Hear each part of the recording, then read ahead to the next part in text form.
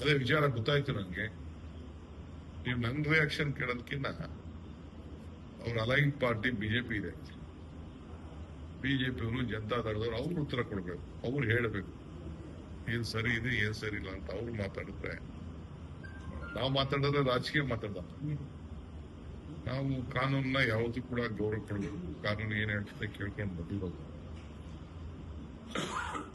ಕಾನೂನಿಗೆ ರಕ್ಷಣೆ ಮಾಡಬೇಕು, ನ್ಯಾಯ ಸಿಗ್ಬೇಕು ಅಂತ ನಮ್ಮ ಯಾವಾಗ ಕೂಡ ನಮ್ಮ ಬೆಳಿ. ಅವ್ರು ಕೇಳ್ಬೇಕು, ಅವ್ರ ಪಾರ್ಟ್ನರ್ಸ್ ಇದ್ದಾರೆ, ಅವರು ಎಲೆಕ್ಟ್ರಲ್ ಪಾರ್ಟ್ನರ್ಸ್ ಇದ್ದಾರೆ, ಅಲೈನ್ಸ್ ಇದೆ.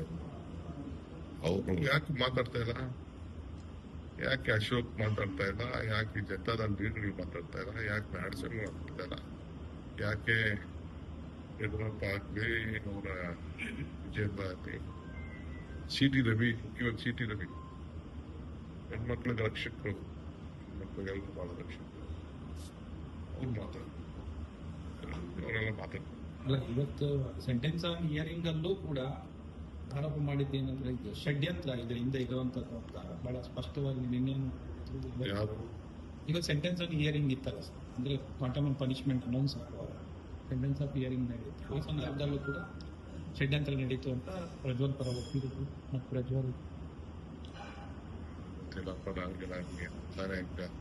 ಅವೆಲ್ಲ ನಾವು ಕೋರ್ಟಲ್ಲಿ ಮಾತಾಡಿದ್ದು ಬೇರೆ ಮಾತಾಡಿದ್ದೆಲ್ಲ ನಾವು ಯಾಕೆ ಮಾತಾಡ್ತೀವಿ, ನಮ್ಗೆ ಅನ್ಕನೆಕ್ಟೆಡ್ ವಿಚಾರ.